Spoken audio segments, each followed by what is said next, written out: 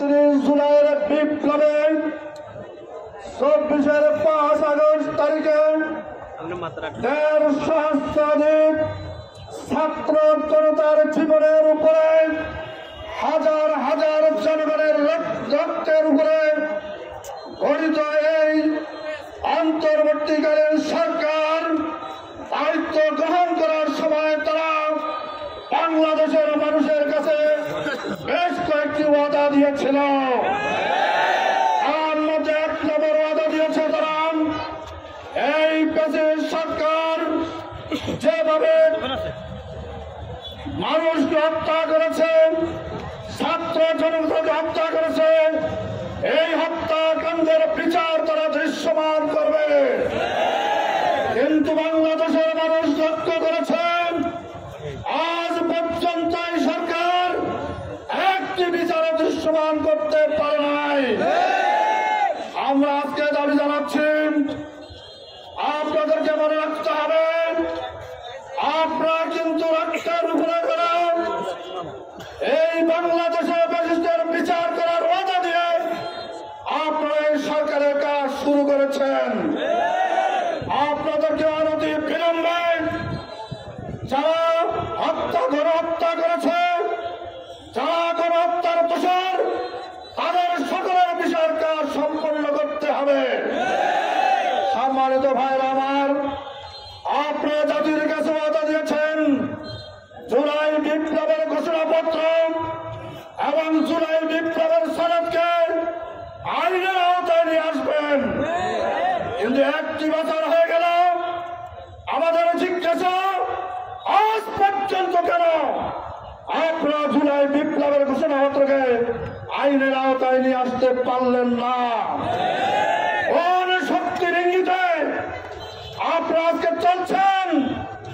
বাংলাদেশের জনগণ কোন শক্তিকে পরোয়া করে না, সমস্ত শক্তির মোকাবেলা করে বাংলাদেশের জনগণ যতক্ষণ পর্যন্ত জুলাই সনদ এবং জুলাই ঘোষণাপত্রকে আইনের আওতায় দেওয়া না হবে ততক্ষণ পর্যন্ত জনগণ নির্বাচন জনগণ মেনে নেবে না।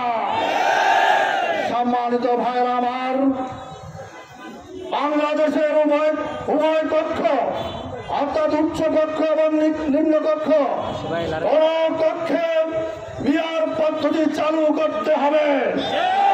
আজকে যারা বাংলাদেশের রাজ্য করতে পারবে না, সন্ত্রাস করতে পারবে না, কালো টাকার সরাসরি যারা করতে পারবে না, কেবলমাত্র তাই এই বিয়ার পদ্ধতির বিরোধিতা করছে। আমরা ওই শক্তিকে জানিয়ে দিতে চাই, বাংলাদেশের মানুষ কোন শক্তির ইঙ্গিতকে আর পরোয়া করবে না। আমরা চাই বাংলাদেশের আজকে 81% লোকে বিয়ার পদ্ধতি চায়। অতএব বাংলাদেশের উভয় কক্ষে বিয়ার পদ্ধতি চালুর মাধ্যমে আগামী ফেব্রুয়ারিতে আমরা নির্বাচন চাই। প্রিয় ভাইরা আমার, আজকে যারা বাংলাদেশের মাটিতে বসে বসে দোষরদের ওকালতি করছেন, দোষরদের দালালি করছেন, ওই দোষরদের দালাল জাতীয় পার্টি এবং 14 দলের রাজনৈতিক কর্মকাণ্ড নিষিদ্ধ করতে হবে। সংগ্রামী ভাইরা আমার, এই বাংলাদেশের মানুষ যারা অতীতের 15.5 বছর পর্যন্ত গৃহপালিত একটি বিরোধী দলের ভূমিকা পালন করেছে, একই সাথে তারা মন্ত্রিত্ব নিয়ে সরকারের কাতারে বসেছে, আবার তারা বিরোধী দলের কাতারে বসেছে।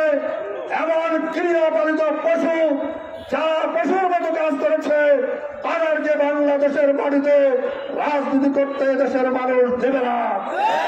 রাজনীতি করার কোন অধিকার বাংলাদেশে নাই। এজন্য আমরা তাদেরকে রাজনৈতিক কর্মকাণ্ডকে নিষিদ্ধ করার জন্য আমরা দাবি জানাচ্ছি। পরিশেষে আমি সরকারের কাছে দাবি করছি, আগামী নির্বাচন কোন জনতার নির্বাচন এদেশের মানুষ মেনে নেবে না। সমস্ত দলের জন্য লেভেল প্লেইং ফিল্ড তৈরি করে বাংলাদেশের সমস্ত মানুষ যেন নির্বাচনে অংশগ্রহণ করতে পারে, নির্দ্বিধায় যেন ভোট দিয়ে তারা বাড়িতে বুঝতে পারে এবং কেন্দ্র কেন্দ্র দখলের স্বপ্ন যেন কেউ দেখতে না পারে, এইরকম একটি ফিল্ড তৈরি করে আগামী ফেব্রুয়ারিতে কিন্তু নির্বাচনের তারিখ ঘোষণা করতে হবে। আর শেষ আমি জানাতে চাই, আপনাদেরকে স্মরণ রাখতে হবে, আপনারা রক্তের উপরে গড়া সরকার, মানুষের জীবনের উপরে গড়া সরকার, অসংখ্য ছাত্র জনতার আজকে অঙ্গহানির উপরে আপনারা সরকার। অতএব আপনাদেরকে এখনো সময় আছে, আপনাদেরকে সমস্ত জনগণের সমস্ত দাবি মেনে নিয়ে আগামী ফেব্রুয়ারিতে নির্বাচন করবেন এই আশাবাদ ব্যক্ত করে চেয়ারপারসনের সকল ভাই, আপনারা যারা সেখানে রয়েছেন সমস্ত ভাইদেরকে, যারা দূরে আছেন তাদের সকলকে, মানপুরার ভাইদেরকে আমি আজকে